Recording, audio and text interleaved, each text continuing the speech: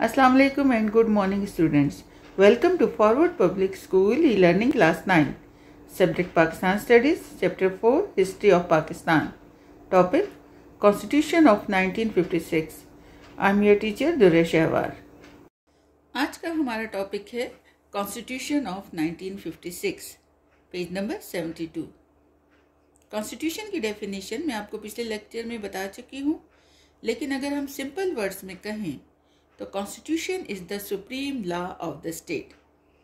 Constitution में basic principles होते हैं जो हमें गाइड करते हैं कि किस तरह रियासत और उसके मुख्तलिफ इदारे चलाए जाएं.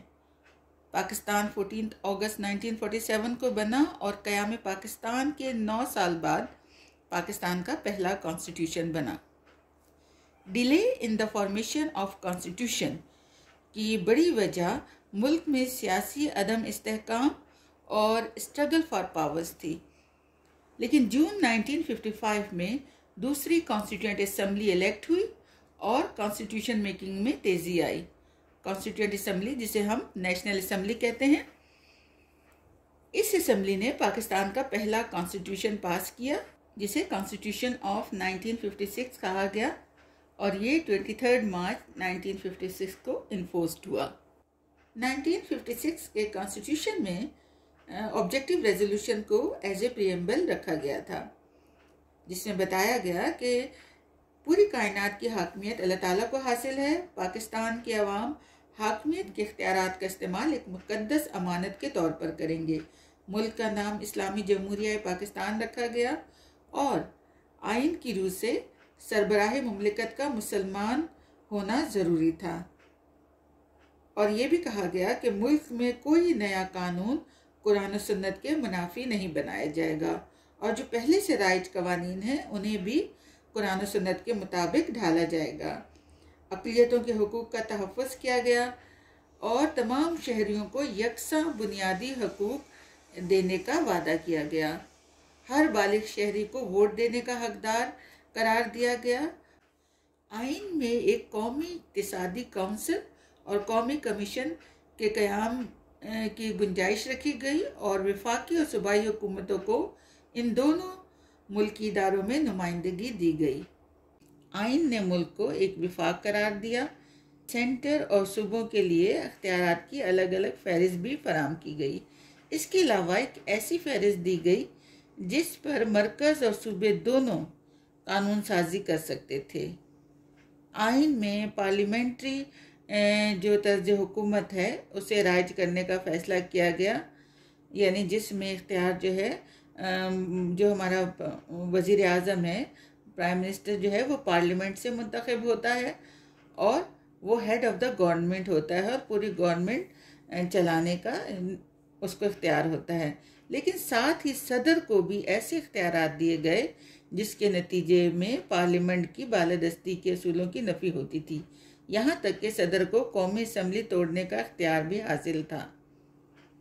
आइन में तरमीम के लिए, यानी जो अमेंडमेंट है उसके लिए कौमी असम्बली से 2/3 मेजॉरिटी ज़रूरी थी. यानी कि ये एक तरह से देखा जाए तो 1956 का कॉन्स्टिट्यूशन रिजिड था, यानी कि इतनी आसानी से इसमें तरमीम नहीं हो सकती थी, चेंजेस नहीं ला जा सकती थी, क्योंकि ज़रूरत थी अरकान असम्बली को 2/3 मेजॉरिटी के लिए. हर फैसले के लिए अगर पार्लियामेंट से कोई बिल मंजूर कराना है तो उसके लिए 2/3 मेजॉरिटी ज़रूरी थी. और इसी तरह से उर्दू और बंगाली कौमी ज़बानें करार दी गईं. रीडिंग करते हैं. Constitution of 1956. The constituent assembly accelerated the process of constitution making under the guidance of new prime minister Chaudhry Muhammad Ali. Accelerated, तेज़ करना.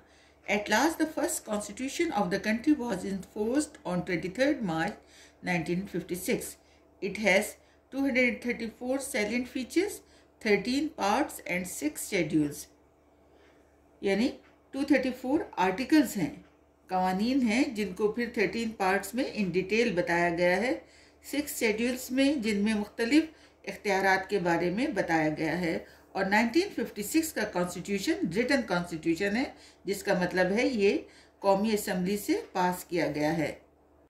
Salient features of the Constitution of 1956. 1956 के आइन की नुमायां खुसूसियात। Following are the important points of the Constitution of 1956. Number 1. Constitution conferred equal basic rights to all citizens. Conferred अता करता है, देता है, तस्लीम करता है. These rights include right to safety of life and property, freedom of expression, freedom of gathering and right to serve. आइन में तमाम शहरियों के यकसा हुकूक तस्लीम किए गए हैं. इन हुकूक में जान माल का तहफ़्फ़ुज़, तहरीर व तकरीर की आज़ादी, इज्तिमा की आज़ादी और हक़ के मुलाज़मत जैसे बुनियादी हुकूक को तस्लीम किया गया है. Number 2. All the adult citizens were given the right to vote, यानी जो 18 या 18 साल से ज़्यादा उम्र का पाकिस्तानी शहरी है वो वोट देने का हक रखता है. Number 3. In the Constitution, there was a provision of establishment of National Economic Council and National Commission. Federal and provincial governments were given representation in these two institutions. Number 4. The Constitution established a federal system of government. Federal system, विफाकी तर्ज हुकूमत. Separate list of powers for center and provinces was given. In addition, such a list was given on which both center and provinces should make legislation. Legislation कहते हैं कानून साजी को. Federal system यानी विफाकी तर्ज हुकूमत थी जिसमें दोनों सूबों ईस्ट पाकिस्तान और वेस्ट पाकिस्तान को मिलाकर हुकूमत बनाई गई. मरकज़ और सूबों के लिए इख्तियारात की अलग अलग फहरिस्त फराम की गई. इसके अलावा एक फहरिस्त ऐसी दी गई जिस पर मरकज़ और सूबे दोनों कानून साजी कर सकते थे. Number 5. It was decided in the Constitution to adopt parliamentary system, but such powers were given to the President which negated the principles of the supremacy of the Parliament. President had power to dissolve the Assembly. आइन में पार्लिमानी निज़ाम को rise करने का फैसला किया गया, लेकिन साथ ही सदर को भी ऐसे इख्तियारात दिए गए जिनके नतीजे में पार्लियामेंट की बालादस्ती के असूलों की नफ़ी होती थी. यहाँ तक कि सदर को असम्बली तोड़ने का इख्तियार भी हासिल था. पार्लियामेंट्री सिस्टम, पार्लिमानी निज़ाम. नेगेटेड, नफ़ी करना. Supremacy of the parliament, parliament की बालादस्ती. डिज़ोल्व, तहलील करना, तोड़ देना. अब पार्लियामेंट्री सिस्टम क्या है? पार्लियामेंट्री सिस्टम कहते हैं पार्लिमानी निज़ाम को, जिसे हम कहते हैं जमहूरी निज़ाम हुकूमत, डेमोक्रेटिक सिस्टम ऑफ गवर्नमेंट. इसमें अवाम की वोटिंग से नुमाइंदे इलेक्ट होकर पार्लियामेंट में यानी असम्बली में आते हैं और फिर वोटिंग के ज़रिए प्राइम मिनिस्टर का इंतखाब किया जाता है पार्लियामेंट में ही से. Prime minister head of the government होता है, यानी तमाम पावर्स प्राइम मिनिस्टर के हाथ में होती हैं. वही गवर्नमेंट चलाता है और अपने हर एक्ट के लिए पार्लियामेंट को जवाबदेह भी होता है. जबकि प्रेसिडेंट जो है हेड ऑफ द स्टेट होता है, इतना पावरफुल नहीं होता. लेकिन 1956 के कॉन्स्टिट्यूशन में सदर को भी ऐसी पावर्स दी गई जो कि पार्लियामेंट की बालादस्ती की नफ़ी करती थी. Number 6. For amendment in the constitution 2/3 majority in the national assembly was mentioned necessary. Islamic provisions of 1956 constitution, यानी इस्लामी दफात क्या थी 1956 के कॉन्स्टिट्यूशन की. Number 1.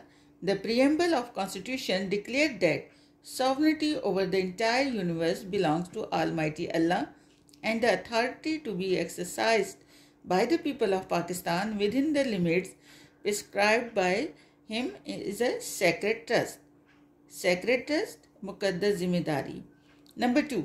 The name of the country will be Islamic Republic of Pakistan according to the Constitution. The head of the state will be necessarily be a Muslim. Number 3. It was mentioned in Constitution that no laws shall be enacted against the Quran and Sunnah, and all existing laws shall be brought in conformity with Quran and Sunnah. और जो पहले से कवानीन rise थे उन्हें बतदरीज कुरान और सुन्नत के मुताबिक ढाला जाएगा. Number 4. According to the Constitution, the evils of riba, adultery, gambling and drink must be eradicated. Evils of riba, सूद की लानत, एडल्ट्री, असमत फरोशी, गैम्बलिंग जुआ और इरेडिकेटेड का मतलब है खात्मा करना। Number 5, proper arrangement for zakat and auqaf were promised in the constitution. Number 6, Pakistan shall be a welfare state where government will provide better working conditions for laborers, free medical and education, and provision of bread, cloth, and shelter. Number 7, it was mentioned in the constitution to establish friendly relation with Muslim countries. Number 8, it was promised in the constitution to protect the rights of minorities and grant the religious freedom. Students, in today's lecture, we discussed Constitution of 1956, its salient features and Islamic provisions of 1956 Constitution. I hope you understood the lesson. Stay home, stay safe. Allah Hafiz.